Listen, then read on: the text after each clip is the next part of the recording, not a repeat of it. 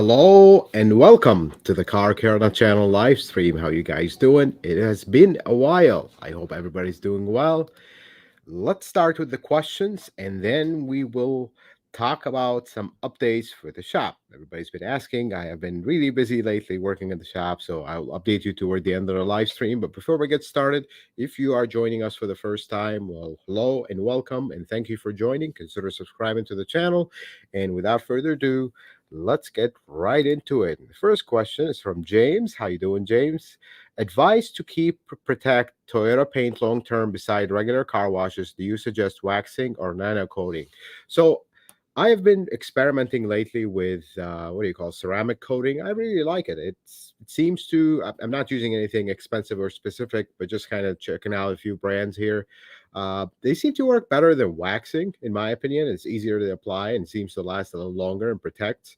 So I would say maybe every 6 months to a year, depends what kind of product you get. Maybe if you either wax or better yet, ceramic coat, the paint should be okay. If you see any chips, which is common with Toyotas, unfortunately, with their super thin paint, you do want to touch them up so they wouldn't just stay exposed, especially on the some not really old stuff, but the newest stuff is starting with aluminum hood, so it doesn't rust as much. But the stuff with steel hoods that would start corroding.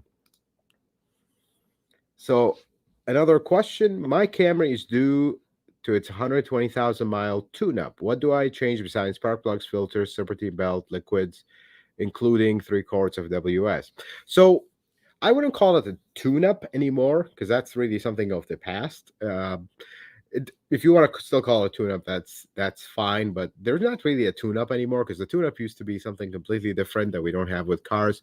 But at 120,000 miles, other than what you've listed, maybe perhaps consider replacing a PCV valve.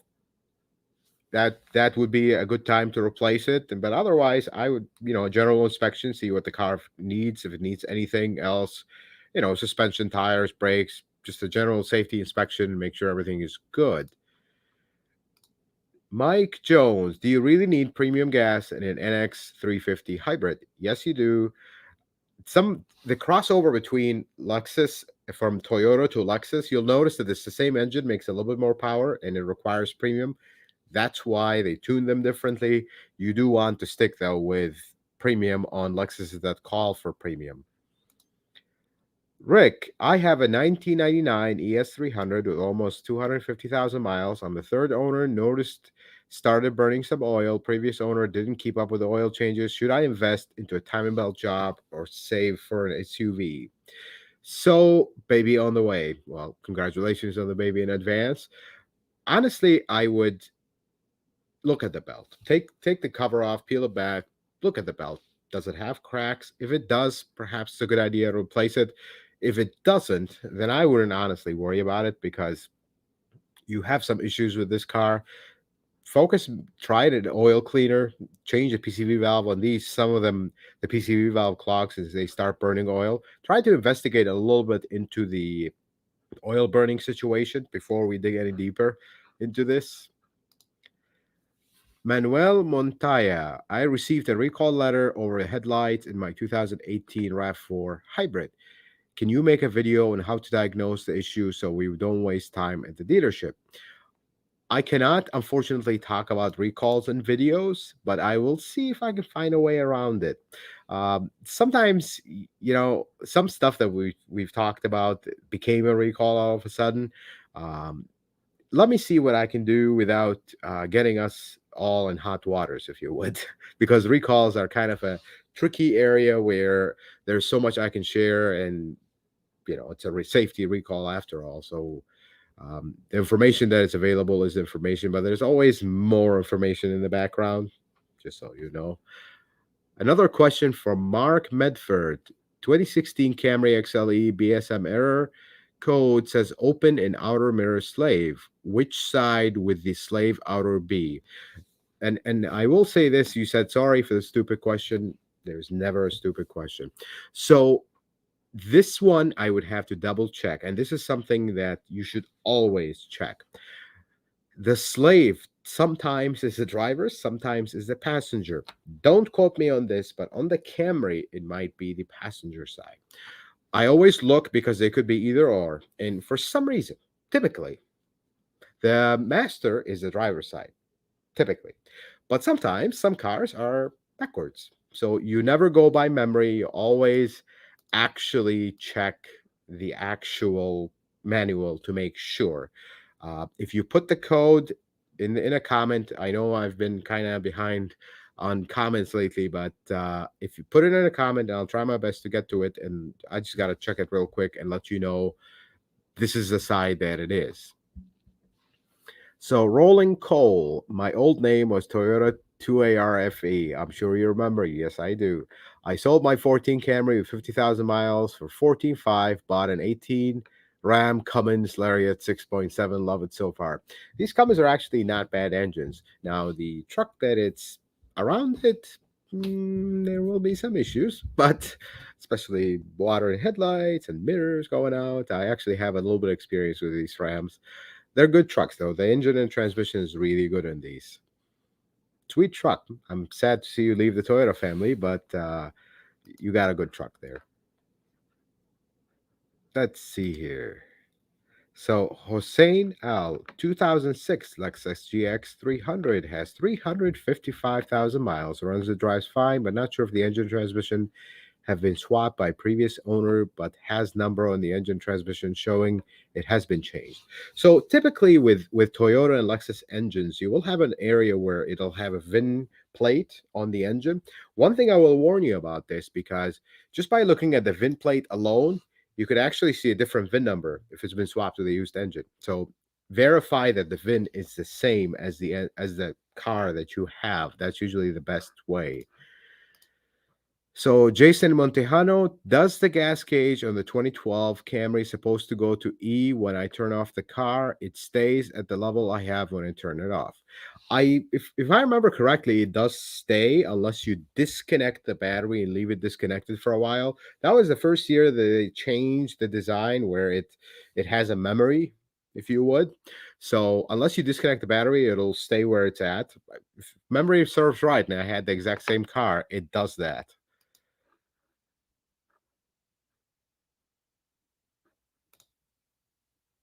So Ahmed Gosha, how you doing, sir? Ahmed is an OG subscriber. I remember he was possibly one of the first 50 subscribers, which we, by the way, just hit 300,000 subscribers. Thank you so much, guys. To me, it feels like 300,000 miles in a car. It's kind of an achievement.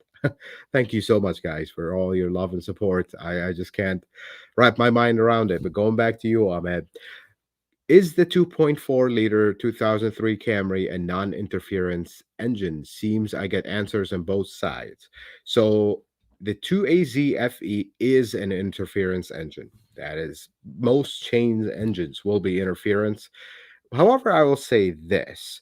You will like, I have seen one or two AZFEs snap a chain. They are really rare to snap a chain, but I have seen technicians time it wrong. They are very forgiving. They're not like, say, I don't know, 2ARFE or a 2ZR. 2ARFE is a 2.5, and the 2ZR is a 1.8. They are not forgiving at all. They'll just wipe the valves right off. But the 2AZ is a lot more forgiving. And I don't want to say this, and you all take it as, but if memory serves right, only the intake is interference, not the exhaust. I hope that makes sense. So it is very forgiving, but you push it hard, you time it wrong, and you keep crank, it'll eventually bend the valves. So be careful. Mark Medford, I am a tech two. There are stupid questions. It's okay. We're human, part of the learning process. BSM code C1AB5. Yes, sir. So, Mark, do me a huge favor. Um, Post a comment right after the live stream, and I just gotta double check it real quick, and I'll get back to you exactly, because this one, I will not tell you an answer and then throw you in a loop. I will make sure, because this is one that it's been either or. So Nick Grant, is the paint on newer Toyota softer than the older one? My 2012 Tundra seems to scratch easier than my 2000. So the older ones did have slightly thicker paint. The newer ones really have thin paint. I mean, when I say newer, I say maybe mid 2000s and up. They really, really try. I mean, it's incredible from a geeky side and looking at production stuff because getting that paint this consistent. I mean, we're talking 2 3 mils. That's pretty incredible. Usually 8, 9, 10 with other manufacturers. Toyota gets it really thin. Chips very easy. That's what we don't like about it. But it's for their environmental impact and all that stuff. But yes, mid 2000s and up, it is super thin. And if you're used to the old thick paint, you're going to see a difference. And Rolling Coal that bought the Cummins. Oh no, I didn't leave. I still have my wife's 2021 Highlander Platinum. I just bought the RAM to do hot shot loads with it. That works. That's what you do with a diesel, I suppose. Very nice truck, by the way. I have a very close friend that used to own one, and he finally gave up on it because it was just one thing after another one. And he's not towing with it. He's not doing anything with it. He's like, why am I keeping the maintenance of the diesel when I'm not really using it for anything? But it was a sweet truck. Jai Murthy, can you use E85 in any Lexus models before 2014? If memory serves right, you cannot use E85 in any Lexus model. I don't recall ever there has been a flex fuel Lexus model. There's on the Toyota side in the Tundra and Sequoia, but never on the Lexus models. So do not use E85 in any car that does not specifically say that this is a flex fuel. And in the Toyota lineup, at least in the US, it's only the some Sequoias and some Tundras. And honestly, even if you own a flex fuel, I don't recommend it. Your gas mileage will be horrible. And really, whatever you're going to save on the cost of buying the stuff, you're going to spend in the lower gas mileage. So there is that. Jay, hi, how you doing, sir? Joe Otto. I love the new shop videos. I am actually behind on shoot. There's so much. If you see the shop today, I mean, you've seen it in a few videos that I filmed there. Things are different. Talk about that toward the end. 2020 XSE Camry 2.5 with 50,000 kilometers. When I drive slow and I turn the wheel, I can hear some clicking in the front end. I don't think it's pad shift. Any thoughts? So something that I've seen, actually, a couple things, although they were more common on the 18, but it could be it's the same car. The first one is the steering shaft. We've been having some issues with steering shafts getting seized up and just either make noise or the steering wheel all of a sudden get stiff and then get light. The second thing is strut mounts. Now, if you're driving slow and you're making very sharp turn, then you accelerate, it could be an axle. That's the technician mentality. You got to really hone it down, not just driving slow. If you're like locking the wheel all the way and you accelerate hard, then it starts click click click click, then it goes away.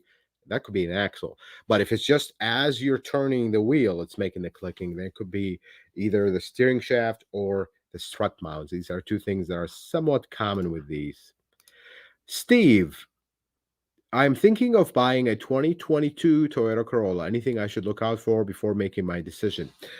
Don't overpay for one. That's very hard, and I feel like giving this advice these days is like, well, we have no choice. But don't overpay for one. Basically, don't pay a Camry price for a Corolla. A Corolla is a great car, but no matter how good it is, a Camry is simply a bigger car.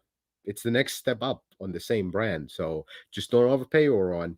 If you like it, you like the size, you like the price, you like the features that it comes with, it's a great car. You're not going to be sorry. And even if you don't like it in the future or your family grows or you need to, you can always sell it and you will get a really good price. These are very popular cars and very good cars, actually. Safe. Thank you so much, sir, for joining the live stream. Safe is actually someone I know personally from my hometown. Let's see. We did this one. Anything fix? I'm going to replace my AC compressor due to a bad bearing. Do I also have to replace the condenser dryer? If not, will it affect performance of the AC? So this is actually a very good question. Let's talk about this for a bit. So modern AC machines, if you're using an actual AC machine, which I hope you are because this was what makes these repairs good or not good. When you leave when you open the system, if you leave it on a vacuum for 20, 30 minutes, it's actually going to boil the moisture out of the system. Now, if this is a car that is over 10 years old, it wouldn't be a bad idea to replace the dryer. Not a must. If this is a car 15, 20 years old, yes, do replace the dryer. But I'm going to give you a heads up, knowing my Toyotas, usually, and at least the newer-ish ones, you will have that plastic nut at the bottom of the condenser. There's a very good chance it won't come out. And you end up having to replace the condenser. If that's the case, don't replace it. Put it on a vacuum, 30 minutes, you're good to go. I am yet to see a Toyota with a 30-minute vacuum thing have issues because of extra moisture in the dryer. I mean, this is a sealed system. If you dry it up well before you put the Freon in, you shouldn't have issues. Lala G, how you doing, sir? Thank you for watching the new video. Aaron Jenkins, what do you think of the LS500 twin turbo engine? Is it reliable? So this is the irony of things. The engine is almost exactly the same as the Tundra. It hasn't had any turbo issues. It hasn't had any issues actually. There's been a few software updates for a few odd end things, but really doesn't have any other issues. Now, this is not a volume car. This is not a car that is driven like a Tundra. A Tundra could be a work truck. So that's the only thing about it.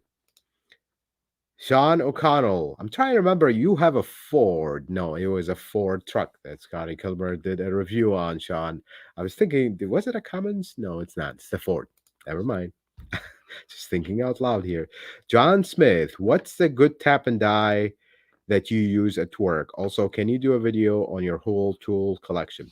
So I use a Snap-on metric set. It's really good. It's very expensive, but it's the best in my opinion because tap and die sets you do not want to cheap out on. And for our viewers who are watching who are not familiar with a tap and die set, it's a tool that you use to clean out threads or re-thread something to make a thread to put a bolt. One of them is for the where you're going to install a bolt in a hole or a nut or the bolt itself. Um, don't cheap out on them. Snap-on makes a really good set, very expensive, but if you're doing this professionally, buy this set and you'll never buy another one again. I do want to look for some kind of DIY. As a DIY mechanic, you're not going to go and buy a Snap-on one because it's you're not going to spend $400 or $500 on a type and die set that you're going to use once and maybe use again in 10 years. But I want to see some other brands that are more affordable that are still good. Trust me, the last thing you want is a tap breaking on you. That is the worst thing in the world to happen. So I don't want that to happen to anybody. And I will do a full tour of the tool box, and there's a lot more stuff I'm adding right now. So I'll do a full tour of the tools once we get the shop up and running, which we are really making big progress there. Joko, please share contact information. I need to schedule a maintenance check for my Lexus RX 330. I'm from Chicago. So, Goku, if you would wait like 2, 3 weeks, the shop will be up and running and you'll be able to schedule an appointment and stop by. Stay tuned for a video. Okay, let's just say it real quick. Around June 1st is if 2 million things fall in place around June 1st, we should be able to open the scheduler. I will make a video. That's a Wednesday, I think. June 1st, I'm going to make a video how to make an appointment, and that's when we will actually start going live with the shop and scheduling appointments 1 or 2 weeks out. But still, you'll be able to clearly schedule an appointment. So stay tuned for that video, Goku. All right, let's see. Patrick, on my 2015 Camry XSE V6 with 94,000 kilometers, when should I change the spark plugs? And I would like to say hello from Canada. Well, hello from not so cold, actually very hot Chicago these days. Believe it or not, it's 90s around here. So here's I'm trying to convert on the fly. It's 120,000 miles, which would be 200,000 kilometers, somewhere around there. Would be a good time for the spark plugs, or 10 years. So 2025, you don't have 200,000 kilometers. Wouldn't be a bad idea to replace them then. So JSF Bay, I am unhappy with the new Highlander with the 2.4 turbo versus the 3.5 V6. Should I wait for the Grand Highlander? What is the Grand Highlander based on? So the Grand Highlander, I don't have exact information, but this is what's circulating. It's potentially the same platform, a little bit enlarged. Um, I don't think though, and this is just my opinion. Don't take this as something that's behind the scenes here. I don't think the Grand Highlander will actually have a 3.5 because the 3.5 is being phased out, which I really dislike it. I really like 3.5, very familiar with it. It's a very good engine, but it's phased out because of emissions. Emissions, folks, you might start seeing V6s drop left and right. We've seen V8s disappear here and there. Now we're going to start seeing V6s drop because emission standards are really ramping up here, and the manufacturers are kind of freaking out about all this. So, um, the Grand Highlander might not have the V6, so just be ready for that. Unfortunately, that's the way the industry is going, and that's just the way we're all along for the ride, if you would. Okay, let's see here. There we go. I want to believe, is it possible to tune remap ECU of 2012 to 2.7 Auto Camry to use less power, less fuel, thus increasing fuel economy? Honestly, if it was possible to do that, the manufacturer would have done it. You might, but you're gonna compromise. You're gonna run the car leaner. That's the only way to get better fuel economy, and that's dangerous. Running a car lean is really dangerous. I don't advise it, and um, I wouldn't actually advise you to do anything to make more power, perhaps, but to make better fuel economy, that is dangerous. Be careful. Stephen Rapp, hope all is well. Came in late. What will we be getting updates on the shop? Also, how is the food video from Mrs. Carcare not waiting to bring Land Cruiser up for a review and possible undercoating if you can send out and a CCN check over? Yes, Stephen, at the end of the video, I was going to talk about the shop, but maybe you missed it because I just said it. June 1st, look for a video where we can actually start scheduling appointments, and hopefully within a week or two of that, the shop should be fully open. Thank you so much for stopping by. And on the video for Mrs. Carcarenot, she is swamped right now. I will give her a pass card because she's really busy with the shop stuff and she's doing the front end stuff. She's really busy right now. And the last thing I want to tell her, hey, you're gonna make a video? Yeah, we're not gonna do that. Give her a break, guys. She's dealing with a lot. She's a full-time mother and she's helping me out with the business, so we'll give her a break. Robert S. Martin Jr. I have a 2021 Toyota Camry XSE that I want to add accent lights to. If I remove the bumper, do I have to recalibrate the camera and radar? You only have to, according to Toyota, you only have to recalibrate the radar. I would. You can get away without it, but I would. Calibrating the camera and the windshield, no. But the radar, which is the radar behind the emblem, yes. Can you get? Is it something you got to do right away? Otherwise, you'll have all kind of warning lights. You're not, but don't make this mistake. Do the calibration at your earliest convenience, and you should have no issues. And in the meantime, don't use the adaptive cruise control because it will work, but it will be a little interesting how it works. So don't use it until you get the calibration.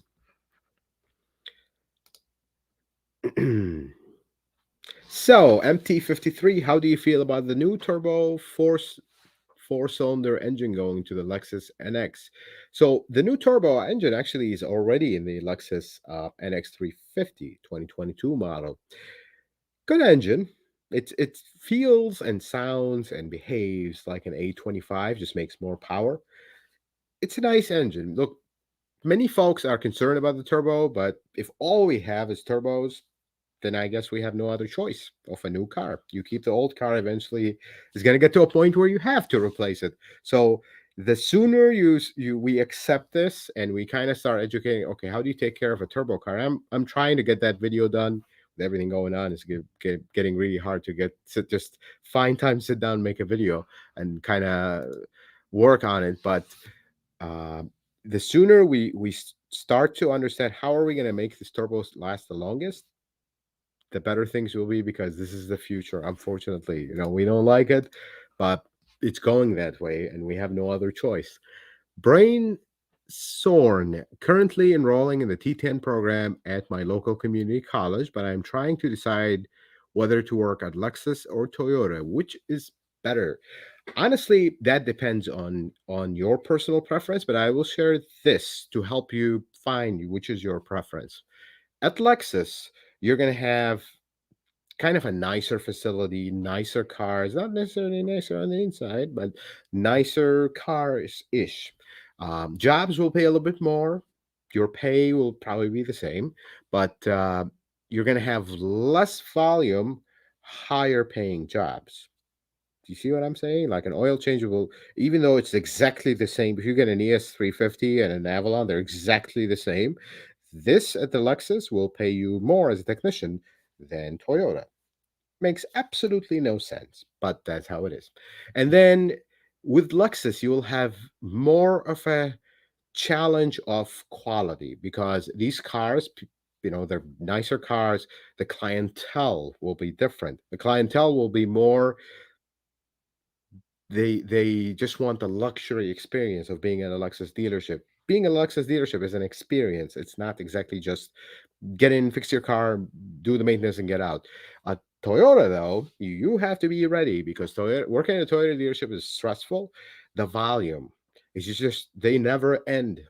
Welcome to one of the top manufacturers in the world of cars. There's just so many of them. They never end. You keep seeing them in and out. You're always working very fast, very quick, and you're always trying to manage your time. So, but this is where the fun part is. With Toyota, there's always work. Now, it doesn't pay as much as Lexus, but there's always work consistently, because there's just more cars. With Lexus, there's less work that pays more. So it really depends. What do you like? Do you like to work at your pace, or do you like to work, just come in, work, and then go home? Before you know it, it's the end of the day, and you're going and you're trying to wrap up everything. It just depends. What style do you want? Personally, you'll get more experience out of Toyota than Lexus, because you'll have more exposure. That's just the way it is. You'll have more exposure to everyday cars with higher miles. Lexus seems to be more, Lexus owners, as soon as it gets high miles, they just leave Lexus dealership, because they're just too expensive, too much for the same service. That's the God honest truth, folks. I mean, there's nothing special about a Lexus dealership. They have the same training and less training usually, because they don't have the full lineup of Toyota. RGL 168. Now that you have become independent, will you be able to keep your master technician certification access to info of future cars? Yes, except here's the fun part. I have to pay for it, and paying for it is a pretty unhealthy financial decision, but I'm committed to it because I like to keep updated and I like to stay updated. I like to keep my certification. We're opening a shop, businesses. I'm learning this new business could succeed or business could fail. And if it fails, I can go right back in. I'm still updated and up to date, not have to start again updating myself. Plus, for the sake of the channel and the information I give you guys, I also want to stay 100% updated. I just don't like behind. I like to learn and I like to also stay updated. So I have made the decision to pay for my own training and access, so I would continue to keep my certification, including my AAC certifications, which I actually have to renew pretty soon here. Okay, let's see. So, Greg, would you recommend a 19 or 20 hybrid Highlander limited edition? Looking for the least maintenance and best longevity. So, there is a major difference between the 19 and the 20 Highlander hybrid. The 19 will have a V6, the 2020 will have a four cylinder. Now, granted, the 2020 will get better gas mileage, the 19 will still get good gas mileage, but not as good as the 20. Really, the question goes back to you. Is this is how I want you to think about it. Do you want the best gas mileage with potentially newer technology, or do you want a little bit less gas mileage with older technology? Older technology, I'm not saying newer technology is not good, because the 2020 Highlander has the A25A, the same engine in my personal car, 2020 Toyota Camry Hybrid. Very good engine, but it's also a first year of production of a model. This is how you want to approach this. It's really a difficult decision. Drive them both and see which one you like. I personally like the 19th. I will be honest. The 2020, it just feels a little bit more floaty than the 19. I don't know why. That's just my personal opinion on it, but that doesn't affect longevity or anything. But really, you can't go wrong with either of them. Drive them both and see which one you like more and go for it. And you will not make a mistake, because these are both very good models. John Smith, did,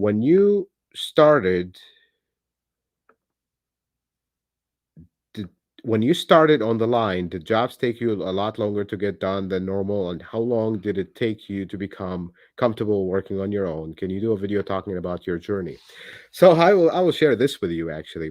I remember, I think the first week or two when I went on the line, I think it was a, oh, maybe a 2004 Sienna with a transmission. Took me 2 days to do the transmission on that. I'm not ashamed to say it. That's the truth. And I was very frustrated. I was very just beaten up, and oh my god, freaking out. You went all of a sudden, new place, new everything, and you're just doing this giant transmission.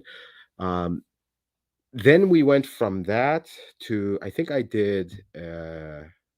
An engine. I don't remember what it was. A head gasket. It took me 3 days. I was like torquing everything down, freaking out about everything. But eventually, once you do the same job 10, 15 times, I mean, you start to get into this mode of, once you've taken one Toyota engine apart and you go to the next one, it's like, wait a second, this is the same, that's the same, even the torque specs become the same. And then all of a sudden you start kind of picking up the pace and things start going. But the biggest thing is, you have to focus initially in the first 5 years of your working as a technician. You need to focus not on rush, rush, rush, money, money, money. No, no, that's a common mistake I see people do when they start in this industry. You focus on education and quality of work, and then the speed will come along. You don't want to start on the path of, I'm going to cut 10 corners to make money. No, you're going to do the job right and do it over and over and over. That's how you pick up speed and start making money. Experience, not just rushing and cutting corners, is what actually keeps you in this business, and really helps you sleep much better at night. Chris Spretz, can you do a review of the V6 RAV4? Thinking about trading Y12 Corolla, but want the same reliability with higher ride height and more power. The V6 RAV4 is a rocket. I don't know if you guys have ever driven one and seen one.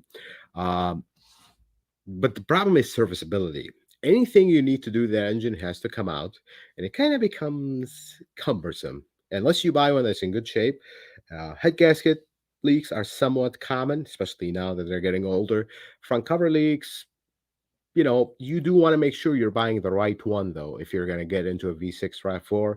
But are they good? They are very good, and they're very, very fun to drive, actually. MT53, we already answered this one. How can I wash the engine bay on my RAV4 hybrid? Folks, this one's on me. I should have filmed that video already, and I will try to prioritize it here with everything. Weather is nice outside. I told you when the weather gets nice. Actually, my Camry needs the engine washed, so I should get that video. I will try my best to prioritize it and get it done and out for you guys. What do you think about, there's another question, Sebi. What do you think about the Corolla Hybrid? I actually really like the Corolla Hybrid. I think if anything is going to kill the Prius as a Corolla Hybrid, because here's a car that looks normal, blends in, doesn't have any odd shape or whatever, that gets the same gas mileage, and it's equally as good. I really like the Corolla Hybrid. If that's a car that suits your needs and the size is good.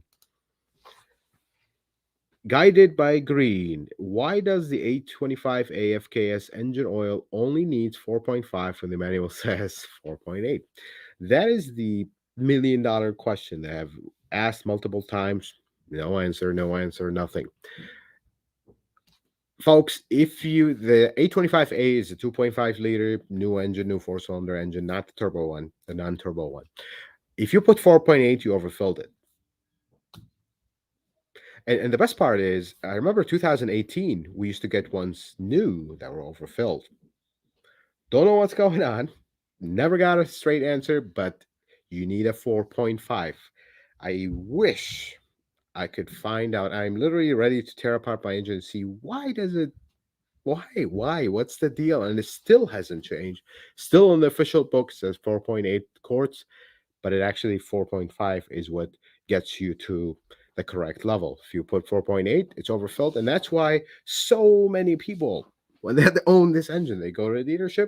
You got junior mechanics doing these initial oil changes, and they're doing everything by the book. Every car they get. I mean, after a while working at a dealership, you're gonna memorize how much oil this 2GR takes, 6.4 quarts, 4.4 for the 2ZR. You're gonna memorize them. You're not gonna start looking at every single car. But the new guy, the junior tech that just started, and he's so happy to be working at a dealership, he will check every single car because he does not want to make a mistake. And every single 825A he has overfilled, and people came back complaining. It's like, but I didn't overfill it. This is what it said, and this is what.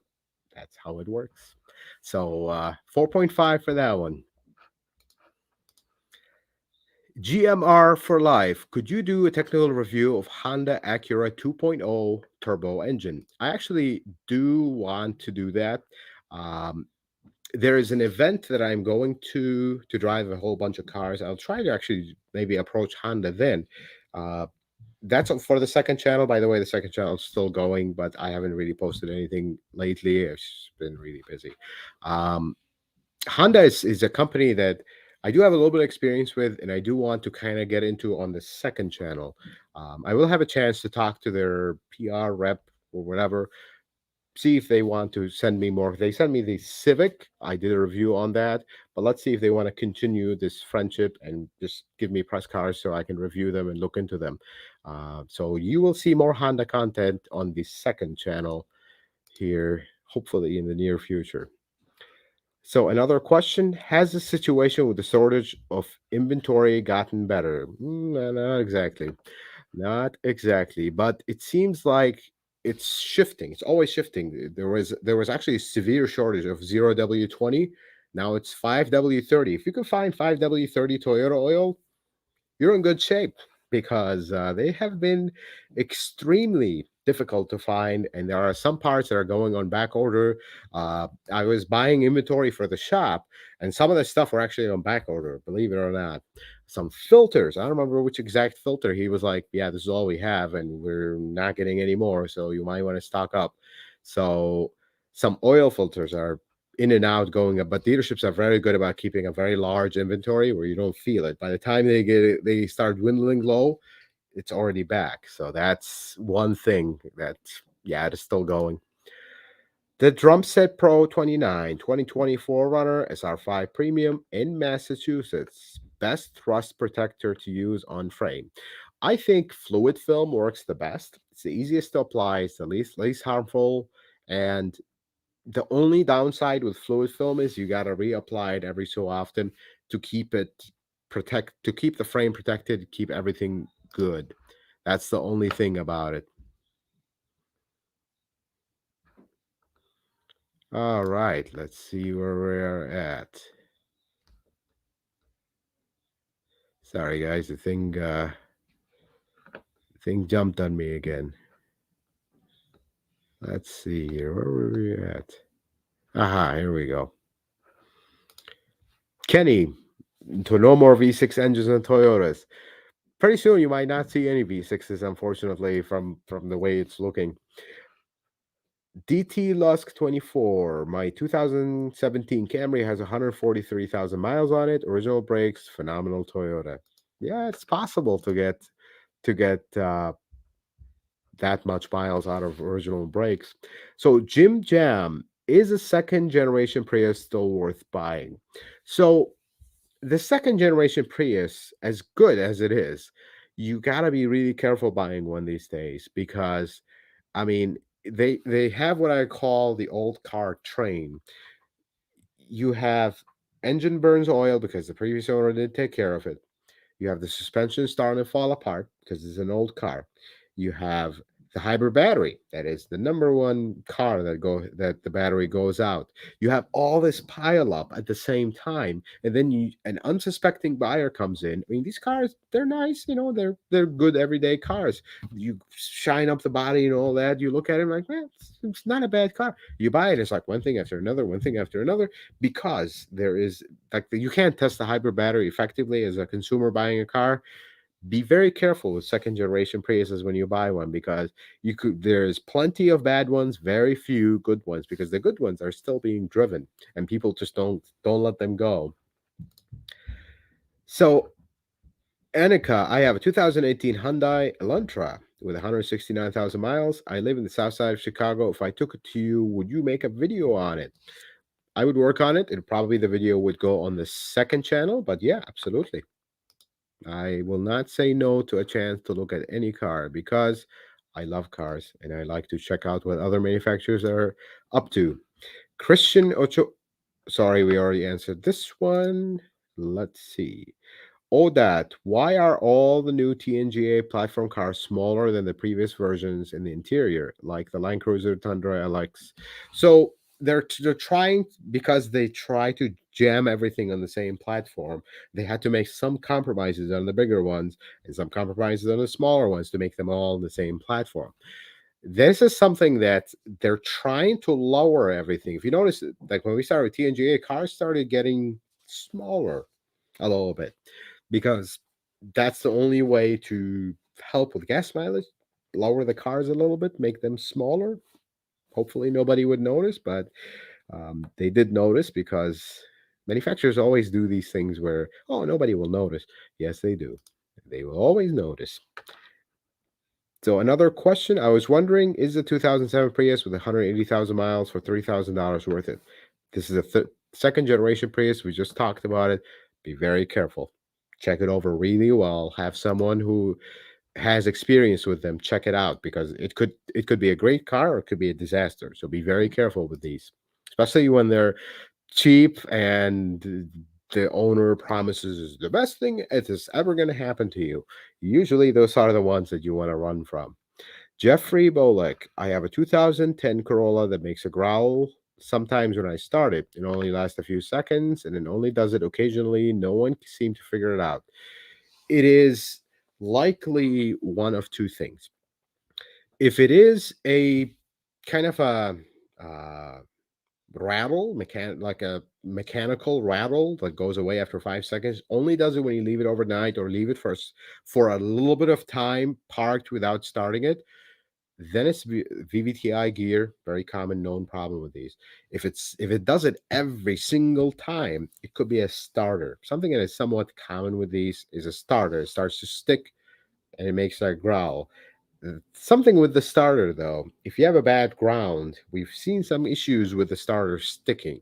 There's a ground that goes from the battery to the body. It's very very easy. You see it right there. That bolts, corrodes, and causes a bad ground. So this is very easy to check. I would check that first, and then look at the other stuff I mentioned.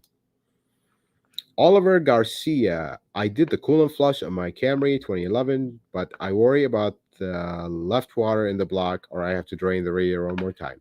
You do not need to worry. You've replaced enough coolant um, to keep everything fresh. I wouldn't worry about it, honestly.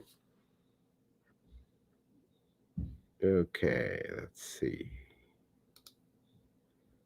I'm still hoping you can talk about the Corolla Cross Hybrid. Unfortunately, we don't have the Corolla Cross Hybrid yet in the US. When we do, I will definitely talk about it because that is actually a very popular model now. I mean, um, we have a shortage, yes, but I'm starting to see them everywhere here. So looks like they're selling and people like them. I like them, although it's a little slow, but it's actually a makes sense size of car. I like it. I think it will be very successful. Gary M, why does my 2000 Camry idle up to 2000 RPM when cold, when it used to idle to 1200. Do you have a vacuum leak, or do you have, when was the last time you cleaned the idle air control? This is a little bit older. We get into idle air control. You want to start cleaning throttle body, spray a little bit into the idle air control, try to clean things and see. It might be sticking. That's why it's idling a little higher. Let's see here. We need more videos on hybrid Camrys. I agree. Since I am a Camry hybrid owner, we shouldn't be. Actually, I should do an update. God, I have so many videos that need to come out, and the shop is really jamming my schedule currently. We'll talk about this in a little bit, folks. So Jeffrey is it is a 2020 GR6 that is having the transmission and my clutch pedal. It smells like burning clutch and also unburned fuel. There has been a few cases of actually premature clutch wear on the GR86. The internal consensus seems to be people don't know how to drive manual bottom. I'm not saying that is the case, but when I start seeing this, I'm like, something is off here. And it seems to be the same pattern with the old one. I still remember we had a 2013, I think it was the first year of the FRS, white one, manual transmission. It had 200 miles, clutch was gone. It went another 50 miles, second gear was gone. Turned out the customer just didn't know how to drive manual. He burned the clutch, then he destroyed the synchros. And then in the end, Toyota's like, we're not going to warranty this anymore. I mean, we already did it once, even though we know that you destroyed it, but that's... So Rodrigo Agar just became a Patreon, sent you a question. I would love your input. It's kind of long. Actually, I literally saw your message like seconds before we went to the live stream. I will get back to you, sir. Thank you so much for being a Patreon, and to all Patreons, if they are watching, for your support. Any update on the Lexus 750H? This one is new to me, unless you're referring to the minivan, the LM, I think it was called. I don't have any information on this one yet. The answer is this one. There we go. So Toy 18, Sienna 19, SE 235, 5019. Okay to inflate new tires 39, prevent premature wearing 36 is recommended. First set of tires lasted only 30,000 miles. Alignment done on new tires. If you're going to put 39, it's okay. Be careful with potholes, though, with a 19-inch when you put a little bit higher pressure. And make sure your tire says at least 44 PSI max, if not better yet, 50. That's the only thing. And when you get into hotter weather, check the pressures when they're hot. Are they getting over the maximum? That's the only consideration I have with this one. So Gordon Freeman, I think the Corolla Cross is a successor of the Matrix. It is, but I thought, we had the Corolla IM. I thought that was going to be the successor to the Matrix, and then we had the Corolla hatchback, which now became the Corolla GR. But now we have the Corolla Cross. I think the Corolla Cross, though, is bigger than the Matrix. Maybe it is the Grand Matrix, but yeah, it could very well be, because it is a functional size. I like it. So 2020 Corolla hatchback, right front suspension noise only when cold weather. Is this normal? It is not normal. However, how cold weather? If it's really, really cold, like single digit and way below freezing, it could be. But if it is not, it's just colder weather, not very cold, then it could be something with the struts. This is the number one thing I usually check with noises on cold weather only.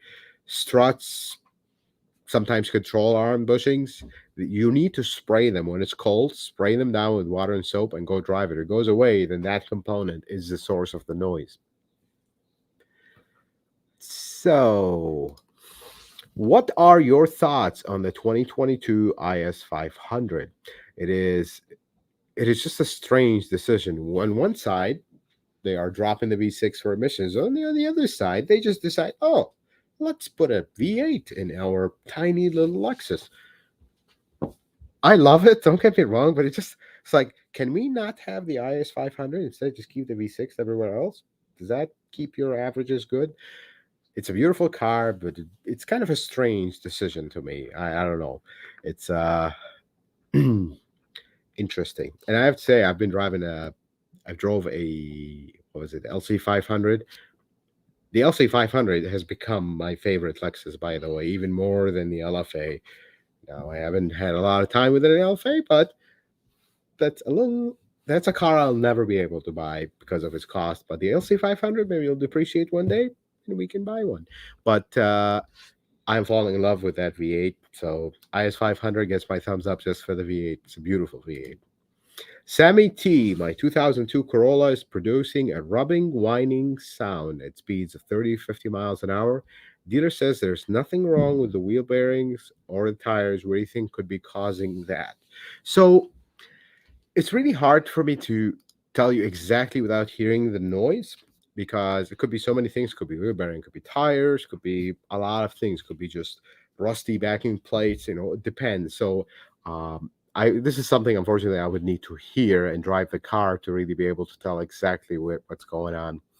Carlos, why do new cars require bumper to be removed to change the headlights? Such a silly design. Yes, I just had to change the headlights on my Lexus IS 350. This is more of a Lexus problem on some models, because Toyota Land, most of them, you can really change the headlight bulb without. Usually, the design of a car, the swooping lines of the IS, the more difficult it is to replace headlights. That's usually the case. When you have something that is just standard car, Corolla, Camry, you can just change the headlights without issues. That is just the price of that design, if you would. It's the same thing with, and this is something that, oh, how much we love Toyota for this. Why do you have to, on some models? Why do you have to remove the rear bumper to replace a taillight? Very interesting. I mean, they could have done it better. In some cars, they do, but the rear bumpers there can be interesting to remove, and especially when you get into older cars, when you pull that giant section of bumper and it rips, it's like, why am I pulling in a rear bumper just to replace a taillight? But that's how they do things. So, Sunil, I'm intending to buy a Highlander 2005 2007 V6. Do you think it's a good idea in 2022 times as a family car, which I'm used to from point A to point B? So these are really good cars. Just make sure the one you are looking at is in good shape, that's been taken care of, that is not beaten and abused and just not neglected. Just if you find a good one in good shape with reasonable miles, not have 400,000 miles, but less than 200,000 miles, say 150, and you continue to take care of it reasonably, good maintenance, good oil changes, check, you know, regular checkovers. If it needs something, take care of it. These could actually last. The one thing is, you do not want to buy a heavily rusty one. Don't buy a rusty one. Just make sure you look underneath it. If you're not a car person, you don't fix your own cars or whatnot, have a mechanic inspect it for you. Someone who do a pre-purchase inspection. It becomes more important the older the car is, because older cars will have issues, and you want to make sure that the technician who's inspecting it knows these cars. Because I see so many aftermarket shops, they just take a glance at a car and like, oh yeah, especially when it comes to Toyotas. I mean, they're used to looking at all kinds of other junk from other manufacturers like Chrysler. They look at a Toyota, I'm like, wow, this is so nice. It's perfect. Well, it's actually not perfect, but they miss so many things because they're used to oil everywhere and things falling apart left and right. So make sure the technician actually is familiar with Toyotas and knows their problems a little bit. So Joe Schmo, does the 2015 Prius have head gasket issues? They are significantly improved. I have not yet seen a 2015 Prius with head gasket issues. The latest one was 2014. Very rare though. Your majority of bulk of head gasket problems in the third generation Prius is going to be 10 and 11, some 12s. By 13, things get less. By 14, 15, really almost diminish. So that's Some people will say it's because of time. 1 year is going to make a difference. That's very, because 2010s have been having head gasket problems for a long time here. So it's not about age. It's about something they changed, but they did not really give us information on the actual head gasket when it was updated. We know about the oil burning, 2015 and up is good, but not the head gasket. And I wish they do. So, folks, we're going to take a few more questions and we'll talk about the shop a little bit. And I will go and rest. I've been working since very early this morning in the shop. So, Carmen, 2018 Prius brake bark. Is the ABS actuator going bad? Not necessarily. The first thing you want to do in this case is, and for those who are not familiar, brake bark, what is going on here? The brake actuator will literally make a barking sound every time you hit the brakes on these second generation Prius. See, this we were just talking about the second generation Prius. Um, you do want to bleed the brakes first. You need a scan tool for that to do it, a full on bleeding of the brakes, a diagnostic bleeding of the brakes, if I would call it that, and then see if it improves. If it doesn't, unfortunately, it's going to be an actuator, but I would not replace it yet because it could be a very long time before you actually need to replace it. So try the bleeding. That is not something very expensive to do, and see how it goes from there. Midwest Encyclopedic. The new Toyotas have a high pressure fuel system for direct injection. Is it going to be reliable over time compared to the low pressure systems? So direct injectors, they do have a tremendously high pressure. At some point, things will start going. And when I've seen I've seen this from experience. I'm just going to share with you. I've seen isolated direct injectors just go out. Just one injector just starts misfiring, and every time it switches to direct, it just goes out. There's no rhyme or reason. There's no specific model. It's been A25, it's been 2GRFKS. It's kind of been all over the place. But there's a lot of variables with some people love to use old school additives to the tank that are not approved for direct. You got to be careful with direct injectors, folks. What kind of additive, what kind of fuel you're using, it's important because direct injectors operate at a very high pressure, and you do not want to put whatever fuel in there. Use top tier fuel all the time and avoid additives unless they specifically say they are approved for direct injection. I've seen this mistake before. But otherwise, I have not seen a lot of high pressure fuel pumps go out or lines just rupture from age or high miles. But the only thing I've seen is injectors themselves. They're very expensive. But let's hope that those are just isolated production issues, not an actual issue that will become an issue in the future. Apple forever. Thank you so much, sir. I really appreciate your generosity. Let's see here. Raymond, is it too late to do a transmission service on a 70,000 miles? Should I do a drain and fill or drop the pan? It's not too late. I would just do a drain and fill, and you should have no issues. And with that, folks, I'm gonna go live on the chat here, and let's talk about the shop briefly.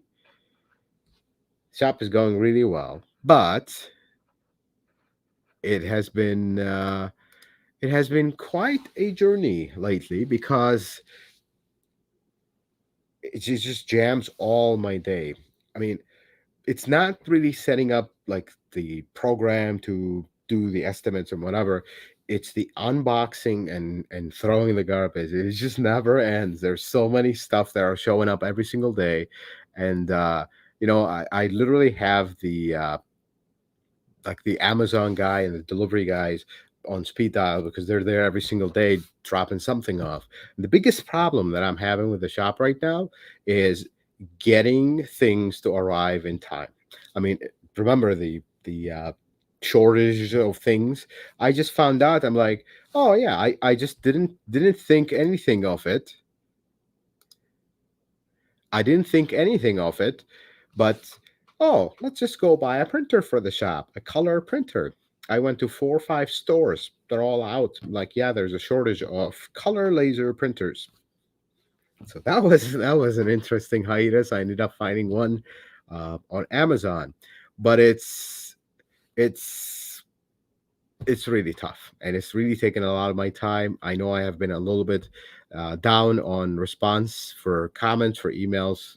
I actually have a few letters to go through, but guys, bear with me here because this has really been an experiment experience for me. It's really been taking taking a little toll on my time and sleep schedule, if you would. But we're working on it. June 1st, I will post a video if everything goes well. I don't want to make a promise and not keep, but June 1st, I will make a video. Hopefully, everything will go well and we will be able to meet you in person. You can stop by, make an appointment. And just for those that ask, because if you have asked, I have no plans of hiring mechanics right now. I will be working on all the cars because I cannot just hire somebody in a rush and put my name on, the repair and somebody else did. I really need to go through my guys, and preferably I want to hire some. Actually, there's one person in mind. He's a viewer. Um, we're talking back and forth. I'd rather hire someone who is more on the junior mechanic and train them than hire someone that's already been experienced and everything, and then I have no way of really supervising to make sure that every car that goes in the shop and goes out to my standard, not somebody else's. And I don't know what that is. Kind of the only reason why I want to do things myself. If I do things myself, I can put my name on it, but other people, unless I really vet them and make sure they're good, I can't make the same um, assumption, if you know what I mean. Guys, thank you so much for all your love and support. Thank you for watching the live stream. Thank you for 300,000 subscribers. I still can't believe that it hasn't even been 3 years and we are here. That's all thanks to you. And we'll see you in the next video. Guys, thank you so much for watching the channels. Thank you for tuning in the live stream, which, by the way, I want to say one thing about the live stream before we wrap up here. Pretty soon, we might have to move the live stream out of Saturday into a weekday. I know that might bother some, but the idea here is, and literally, I will just tell you exactly what I told Mrs. Carcerda. I will work day and night during the week, and I will shut off on the weekend. That is the new plan, and the plan that I plan to stick to.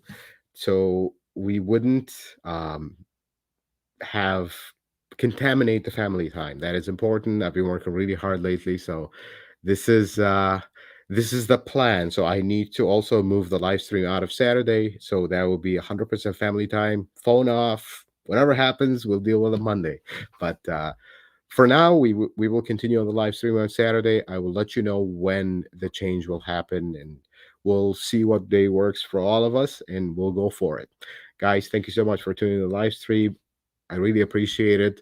And until the next live stream or video, may the Lord bless you and keep you, and you have yourself a wonderful day.